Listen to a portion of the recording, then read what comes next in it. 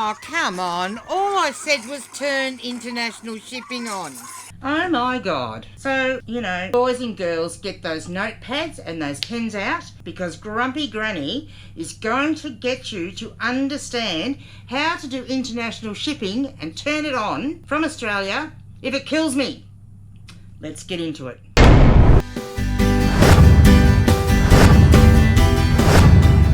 That seems to be the general reaction when you mention international shipping. Let's get started. First thing I want you to do is go to Google and type in Australia Post downloadable post guides. And this has got the latest charges as at the 3rd of January 2023. It's a PDF. Open that up, save it to your computer. Then I want you to ignore 90% of that book and just go up to the pages here and type in 32, because that's the page number we want to go to.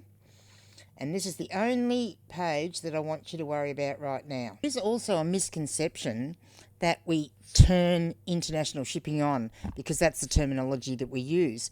There isn't actually a switch or a button on eBay where you can flick the switch and turn international shipping on. In effect, what we're going to do is create a postage policy that enables people internationally to find our items on their websites, as in eBay US, eBay UK, etc., and be able to purchase that item and pay a certain amount of postage for that item. We're just going to cross this lot out because I don't want you to think about these at the moment. We're going to just concentrate on items that weigh up to 500 grams. All we're going to worry about is this one. Unfortunately, it doesn't cost the same to post a parcel to New Zealand as it does to UK and Europe. So you can see New Zealand is like half the price. So we're not looking at any other row but the 500 gram row, because that's what I'm going to teach you. And then once you've learnt that, you'll be comfortable enough to go off and work out the rest yourself. But really, it's all about the weight of the item. I would suggest doing one weight category for a start. Get your head wrapped around that. I have sent something to, I'm going to say, every one of those zones at this point. The main thing you need to worry about is the weight of an item. When you're doing your listings, which is all we're worrying about at the moment, you simply need to know what weight category your item fits in. Table, I've got things that are going to be in your under 500 gram category. You've got your hats, which are a popular seller. They'll be under 500 grams. Some figures like this, a general plastic one, will be under 500 grams. Smaller, lighter pieces of jewellery will be under 500 grams. Some lighter clothing like this one, which is just a short sleeve top. Some long sleeve top. You get a feel for the weight when you pick something up after a while, and you start to realise, that'll be over a kilo, or that'll be under a kilo. So a light top like that can go in the 500 gram section. Some toys like this, I think this was close to 400 grams. So that on its own, you could put it in the 500 gram section, but if you put two of them together, because you want to do them as a bundle, that's where you've got to watch it, because that would push it over into the second section, which I call the 1 kilogram section. You can have a soft toy like this one. That's as light as a feather. He's under 500 grams. A single vinyl LP is under 500 grams. This is what we call a gatefold album, and it's a double album, so there's actually two records in there. It's just under 500 grams. By the time I do my protective packaging on it, it's going to go over. So I do single vinyls under 500 grams, but gatefolds and double LPs I do over 500 grams. Things like this will be under 500 grams, of course. Some books will be under 500 grams. Some books weigh a lot more. You're pretty safe with a small case VHS. Most of those will be under 500 grams. You need to watch it with your big box, especially the X rentals. They do weigh more than a normal VHS. This one is about 460 grams, so it's only just making it. DVDs, it's pretty simple to say most of those are going to be under 500 grams, but watch out, because you've got ones that have got 6 in the box, and that may weigh over. Am I confusing you on the 500 grams yet? I just want to give you examples of the sorts of things you can send. Go to your eBay seller hub or your eBay page, and then go up here to where you access your account settings. Go down to account settings, and then scroll down, and you will find business policies. Click on that. And here you have your business policies. And including in these are postage policies. So I'll get rid of the other policies. And what you're going to do is you're going to go create policy and click on postage. And then you're going to fill out the information.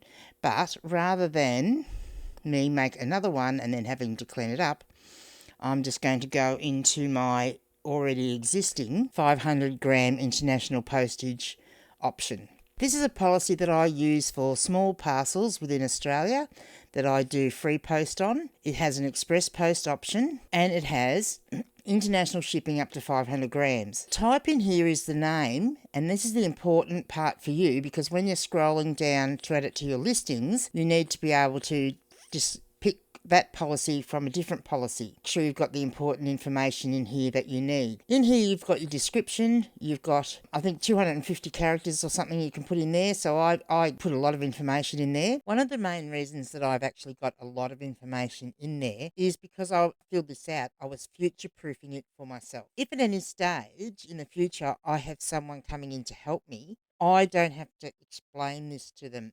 All that information is in there. So that's just something to think about when you put that policy description in. So I've got free post to buyer, Australia Post small, if it packs it posts up to 5 kilos, parcel, which is normally $9.70, so that's what the buyer is charged or what the price that I incorporate into my free post, plus an express post option. It's using satchels, mailers or boxes, and international post added up to 500 grams. So that's in the description. This is actually hard.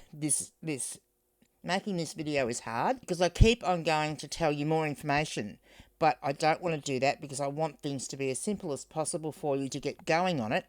And then once you get a bit of confidence, you can either ask more questions or you'll have worked it out for yourself. Into the nitty-gritty now. I have no issues with any of you copying word for word what I've done here. If you need to do that, that's fine. And you'll work it out yourself whether that's what, once you've used that, whether that's what you want in there. But don't hesitate if you need to just keep pausing this and then just doing it onto your own eBay. Here's my Australia Post domestic postage on this one, which I've got Australia Post standard satchel. So you just go down here and choose which service you're going to use, and for me it's the small box satchel one, and because I free post there's no cost in here, and I've got the free post tick.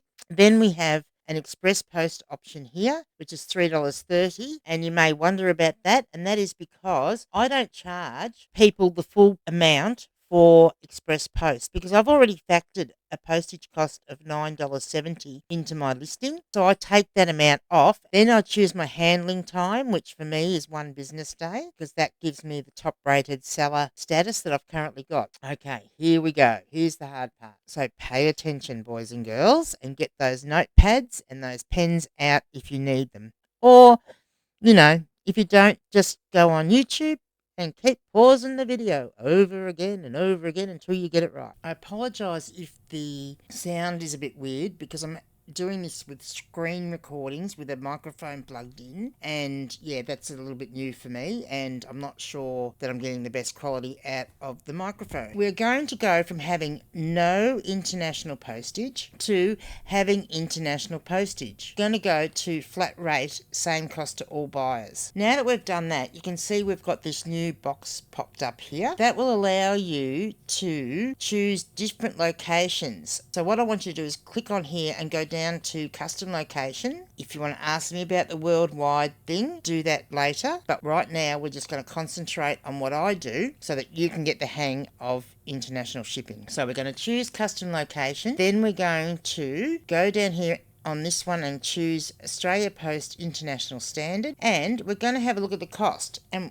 what we're going to do here. If we remember that we have 5 bands. Now we want to make this a little bit easier for ourselves, so we're actually only going to have 3 bands. Because New Zealand is so much cheaper than the rest of the postage, I'm going to do that on its own still. And it's $17.90. What I'm actually going to do is round that up to $20 because that will cover my padded mailer or my box or whatever else there is that I need to put the parcel into. Then I'm going to go back to my Australia Post prices and have a look and just check that if someone buys two things and it bumps it, and to combine that shipping, it bumps it up to the next weight bracket, what's the difference there? So that's about $8. So we're going to change that 6 to an 8. I don't know. So if someone buys two items, it'll automatically calculate the combined shipping. So that's all you need to do for that one. We've put in the custom location and we've ticked the box for New Zealand. We've put in that it's Australia Post International Standard.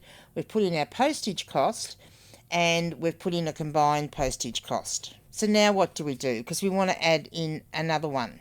So what you then need to do here now is, under here you'll see offer additional service. So we're going to choose, so we chose custom location, and that's then brought up our boxes here. And again, we're going to choose Australia Post International Standard, and we're going to have a look at the next two zones. So the zone Australia Asia Pacific is $23.50, and US and Canada is $25.90. So there's not a huge difference. It's just a little bit over $2. We're going to combine those, and it's just going to make things simpler, because then you're only going to have a couple of bands to deal with rather than having 5 different bands. I'm going to round that one up there up to 26, and so we're going to go Canada, United States, North and South America, which is this zone here, and then we're going to do the Asia Pacific zone, which is your Asia, Japan and Hong Kong. So that's combined those all into one, and we're going to make this $27 to allow for the postage, the padded mailer, etc. $27.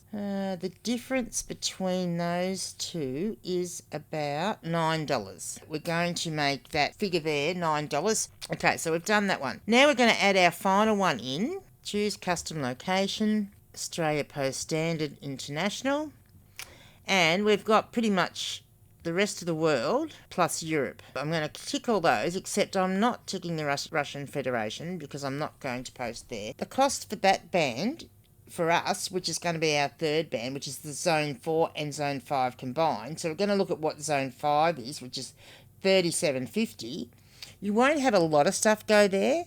I've had one parcel that's been in that thing. I think, now I can't, maybe I've had two. There was one that went to Serbia, and I recently sent one that was in there. I just can't think of what it was, which country it was. I would round that up to $38, and that will cover both of these zones. Our $38 in here, and then we're going to have a look at the difference between the two. So that's about $12. Going to go over here and put 12 in there, and pretty much we're done as far as filling this out. So we go down here. You can then go to your exclusion list and put in any places that you don't want stuff to go to, then hit save. So if you've got the poos on with the president of Moldova, which, is that actually a place? It's always in the movies. Then you can refuse to send stuff there. So we're going to confirm that. Now our business policy is done. So we've got some drafts here. This is for a vintage Hello Kitty watch. You get down to your postage. Scroll down, down, down. Then you just hit the little arrow and choose the proper postage. Blah, blah, blah, blah, blah. You choose the proper postage policy for that item. And so in this instance, it is our 500 gram one that we just did. And then we go list it. If we had photos in there, but we don't, so we'll go save it later.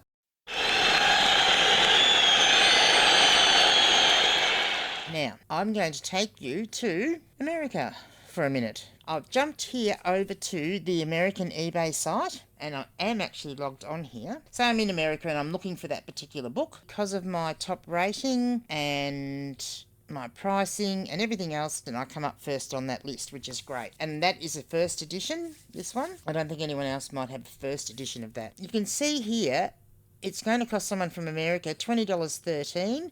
So this is converted. This is my pricing, which was $29.95, converted to US dollars. So it's showing up as $20.13 and $20.84 shipping, whereas we've charged them more than that in shipping, but it's converted from Australian dollars to US dollars.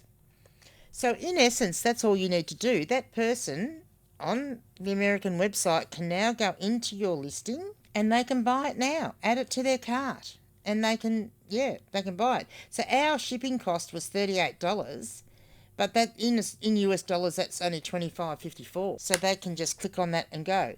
The other thing I do is down here in the description, I do put this little phrase in. So I put in shipped for free within Australia as a regular price, as a regular small parcel or whatever size, with tracking, or you may choose to pay a little extra for express post. And then I put standard international shipping rates apply. Look, one of my things that I do is I assume that all the people that are going to buy my things are dumb. And I'm not being derogatory to my buyers at all when I say that. I'm just trying to make the listing the best and easiest for people as I can. So I'm going to assume that someone from overseas is going to assume if I don't put it shipped for free within Australia only, and that if you're international you've got shipping rates to pay, that you'll think you're going to get free postage. Well, hell no, because that's a $20 book. It's going to cost $38 to post it, so no, you're not getting free shipping. But I just want to be sure that people are aware of that. I really hope that was helpful. Let me know below and ask any questions that you would like.